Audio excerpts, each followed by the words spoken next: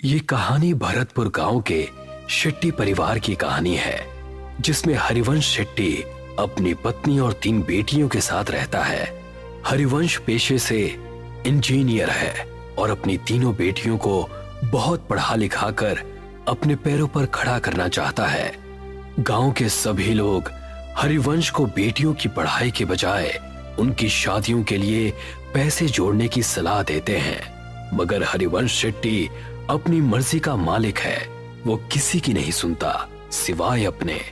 एक दिन अपने ऑफिस जाते हुए हरिवंश को रास्ते में उर्मिला चाची मिलती हैं। बेटा, मैंने तुम्हें मना किया था ना बेटियों को इतना पढ़ाने से, मगर मैंने सुना है तू उन्हें विदेश भेजने की तैयारी कर रहा है। हाँ चाची, आजकल के बच्चे पढ़े लिखे होते हैं और सब अपने पैरों पर खड़े होते हैं। मैं भी अपनी बेटियों को बहुत पढ़ाना लिखाना चाहता हूँ। एक बार अपने पैरों पर खड़ी हो जाएं, उसके बाद शादी की सोचेंगे।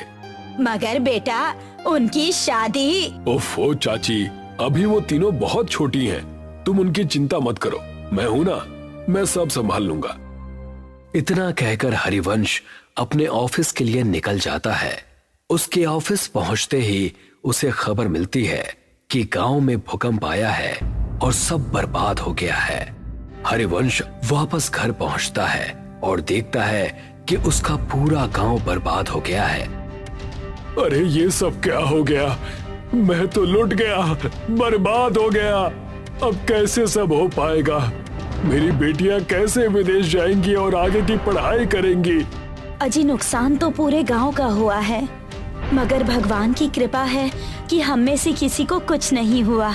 सभी लोग जल्दी से जल्दी गांव को खाली कर दो। सरकार ने कहा है यहाँ अभी और बड़े भूकंप आने वाले हैं। देखते ही देखते पूरा गांव नदी पार करने के लिए इकट्ठा हो जाता है। सभी नदी के किनारे खड़े जिट्टी का इंतजार करते हैं।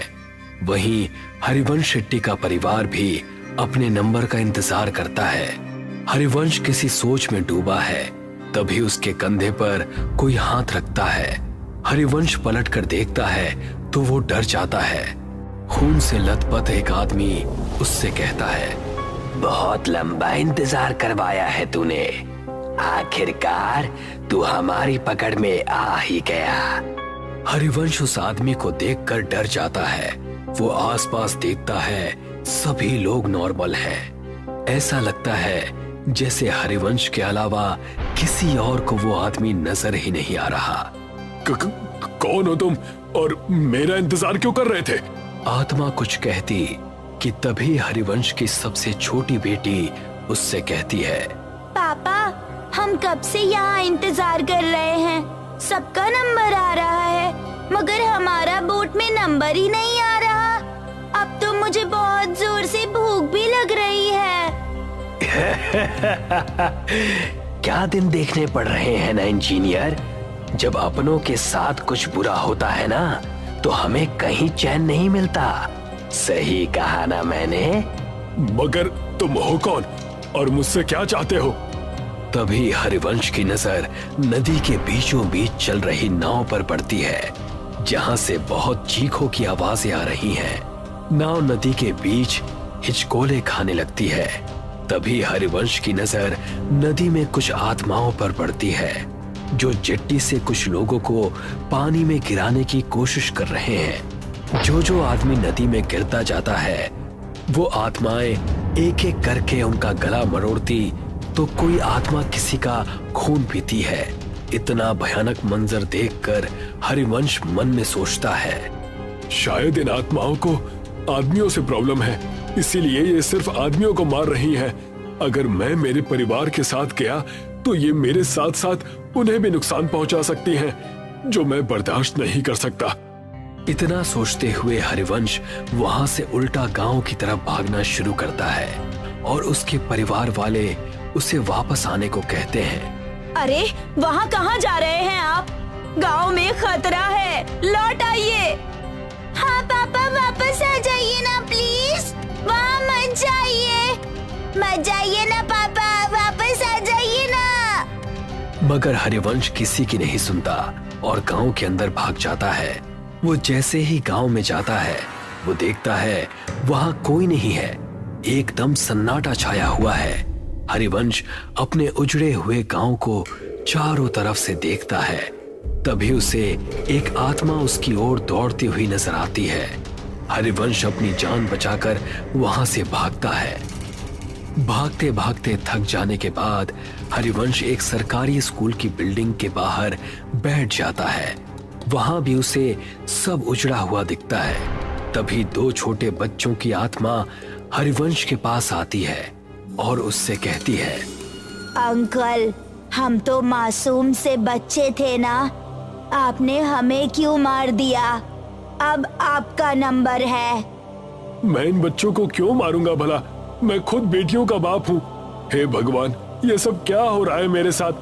वहाँ मेरा परिवार भी अकेला है। मुझे लगता है इन सबको कोई गलतफहमी हो रही है। हरिवंश ऐसा मन में सोच रहा होता है कि तभी एक भयानक औरत की आत्मा वहां आ जाती है और हरिवंश से कहती है, जब अपने परिवार से इतना प्यार करते हो तो दूसरों के बारे में कभी क्यों नहीं सोचते? अब तुम मरोगे और बहुत बुरी मौत मरोगे।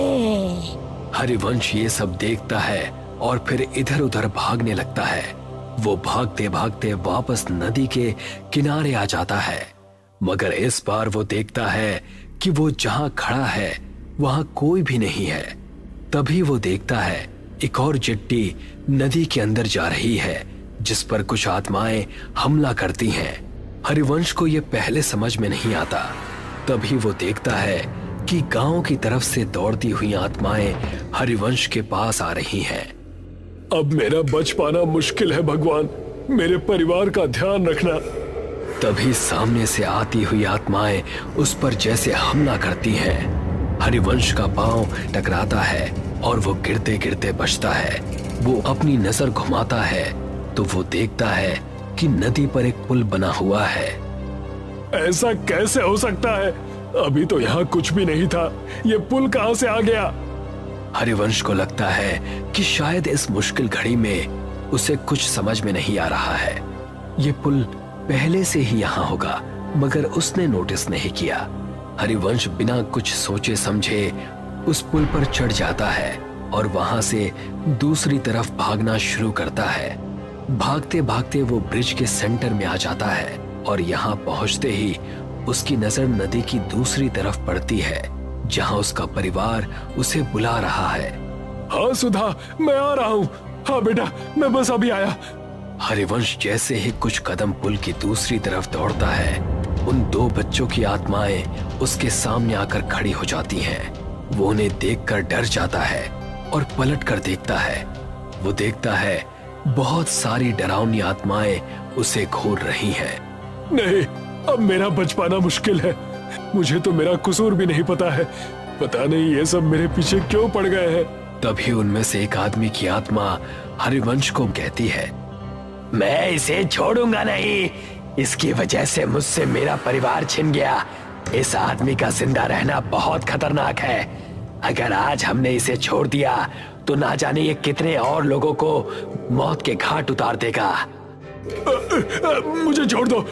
आप सबको कोई गलतफहमी हुई है। मैंने किसी का कुछ नहीं बिगाड़ा। तभी एक दूसरी आत्मा हरिवंश के पास आती है और कहती है, हरिवंश, तुम्हें याद है जब सरकार की तरफ से तुम्हें सरकारी स्कूल बनाने का ठेका नहीं मिल रहा था तो तुमने पैसे देकर वो टेंडर अपने नाम पर ले लिया था। तुम वो 5 साल पुराने टेंडर की बात कर रहे हो? हाँ, क्योंकि मुझे वो प्रोजेक्ट किसी भी कीमत पर चाहिए था। मेरी बेटियां शहर में पढ़ने जाती हैं और वहाँ की फीस बहुत ज्यादा है। मैं गांव में रहने वाला इंजीनियर भला उनके सपनों को कैसे पूरा कर पाता? तो मैंने रिश्वत देकर वो टेंडर अपने नाम करवा लिया था।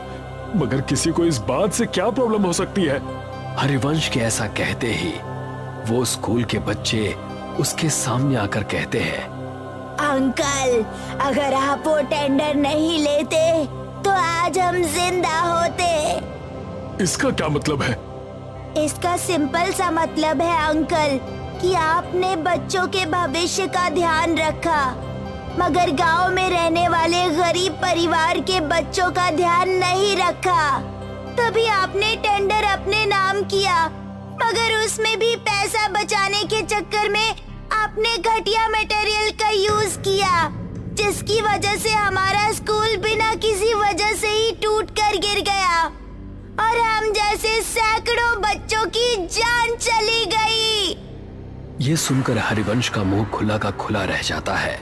वो कुछ कहता कि तभी एक औरत हरिवंश के पास आती है और उससे कहती है, इंसान नहीं राक्षस है तू। मेरे बच्चों और मेरे पति को खा गया, अब तू मरेगा। तेरे घर वाले तेरे मरने का तमाशा देखेंगे। उन आत्माओं की भीड़ में से 2 आदमियों की आत्माएं निकलती हैं और हरिवंश को हवा में उल्टा लटका देती हैं। उल्टा लटका हरिवंश उनसे कहता है, मेरी गलती माफी लायक तो नहीं है, मगर फिर भी मैं आप सबसे हाथ जोड़कर माफी मांगता हूँ कि मेरी भूल को माफ कर दो। तभी आत्माओं की शक्ति से उल्टा लटका हरिवंश गोल गोल चक्री के जैसे घूमने लगता है। तूने कोई भूल नहीं की इंजीनियर, तूने तो सब सोच समझ कर किया है और जो तूने किया है ना उसे पाप कहते हैं। पाप की माफी नहीं होती, उसकी सजा होती है जो अब तुझे हम देंगे। नहीं नहीं, मैंने कुछ भी जानबूझकर नहीं किया, प्लीज मुझे माफ कर दो, प्लीज जाने दो। हाँ हाँ, आज तुझे इस दुनिया से भेजने ही तो आए हैं। तू शायद भूल रहा है इंजीनियर, तूने गांव का सिर्फ वो स्कूल ही नहीं बल्कि म्यूनिसिपल का हॉस्पिटल भी बनाया था। गांव में ऐसे कई छोटे बड़े प्रोजेक्ट हैं जो तूने पूरे किए थे। और हाँ, आज जो ये तू इस ब्रिज में झूल रहा है ये भी तो तूने ही बनाया था। तुझे अंदाजा भी है कि तेरे बनाए गए सभी प्रोजेक्ट्स का एक जैसा ही हाल हुआ है, तो तू एक दो नहीं बल्कि हजारों मौतों का अकेला जिम्मेदार है। ये सब सुनकर हरिवंश को अपनी सारी काली करतूतें याद आ जाती हैं और वो उन सब से कहता है, हाँ, मैं सब कुछ स्वीकार करता हूँ, मैं सारी गलतियां मानता हूँ, मैं इन सब का दोषी हूँ। मगर हर माँ बाप अपने बच्चों की खुशी के लिए कुछ भी करता है, तो मैंने भी मेरे बच्चों के भविष्य के लिए ऐसा किया था। हालांकि मैं अब ये बात मानता हूँ कि मैंने जो भी किया वो सब गलत था। हरिवंश की माफी से किसी को कोई फर्क नहीं पड़ता और देखते ही देखते वो आत्माएं वहां से एक एक करके गायब होने लगती हैं। हरिवंश को समझ में नहीं आता कि ये सब क्या हुआ। वो हवा में उल्टा लटका हुआ है, उसे पुल पर कोई नहीं दिखता, सब गायब हो जाते हैं। वहां उसके परिवार को चिट्ठी मिल जाती है। वो दूर से ही अपने परिवार को नदी की दूसरी तरफ जाते हुए देखता है। जिस ब्रिज के ऊपर वो उल्टा लटका है वो ब्रिज भी धीरे धीरे गायब हो रहा है। हरिवंश जैसे ही खुद को खुले आसमान के नीचे नदी के बीचों बीच उल्टा लटका हुआ देखता है, वो देखता है कि उसके आसपास उसी की तरफ बाकी की आत्माएं भी उल्टी लटकी हैं। वो उन्हें देखकर डर जाता है। तू और तेरा साथ देने वाले सभी लोग अब इस दुनिया में नहीं हैं और आगे भी जब जब तुझ जैसे लोग ऐसा काम करेंगे हम उन्हें सजा देने आते रहेंगे। इतना कहकर वो सारी आत्माएं हरिवंश पर झपट्टा मारती हैं